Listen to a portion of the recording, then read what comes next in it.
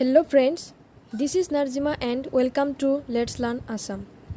এইখন ভিডিঅ'ত মই ডিসকাস কৰিব গৈ আছো মাধৱ কন্দলিৰ বিষয়ে।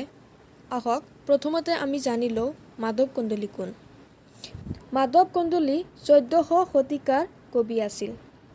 তেখেতে বৰাহী ৰজা মহামাণিকৰ পৃষ্ঠপোষকতা লাভ কৰিছিল। বৰাহী ৰজা মহামাণিকৰ স্থান কাল সম্পৰ্কে হেমচন্দ্ৰ গোস্বামী, কনকলাল বৰুৱা, ডক্টৰ বাণীকান্ত কাকতি, বেণুধৰ শৰ্মা আদি পণ্ডিতসকলে দাঙি ধৰা যুক্তিৰ আধাৰত ক'ব পাৰি যে 1400 শতিকাৰ মাজভাগত মহামাণিকই নগাঁও উপত্যকা অঞ্চলত ৰাজত্ব কৰিছিল। সেই হিচাপত মাধৱ কন্দলিও সেই অঞ্চলৰে সেই কালৰে লোক। মাধৱ কন্দলিয়ে বাল্মীকিকৃত সপ্তকাণ্ড ৰামায়ণখন অনুবাদ কৰিছিল।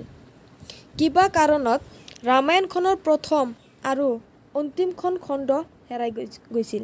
তাৰ পিছত মহাপুৰুষ শংকৰদেৱে উত্তৰাখণ্ড আৰু মাধৱদেৱে আদিকাণ্ড দুটা নতুনকৈ লিখি উলিয়াইছিল।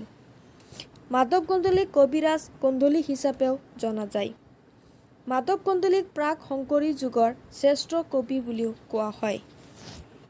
মাধৱ কন্দলিক অপ্ৰমাদী কবি বুলি আখ্যা দিছিল শংকৰদেৱে। উত্তৰ ভাৰতৰ প্ৰান্তীয় ভাষাৰ ভিতৰত মাধৱ কন্দলিৰ ৰামায়ণখনেই প্ৰাচীনতম ৰামায়ণ। মাধৱ কন্দলিৰ ৰামায়ণখন হৈছে নব্য ভাৰতীয় আৰ্য ভাষাৰ প্ৰথম ৰামায়ণ। দেৱজিৎ নামৰ কাব্য এখনতো মাধৱ কন্দলিৰ ভণিতা পোৱা যায়। দেৱজিৎ কাব্যখনত নৰনাৰায়ণ অৰ্থাৎ কৃষ্ণ আৰু অৰ্জুনৰ মাহাত্ম্য বৰ্ণনা কৰা হৈছে।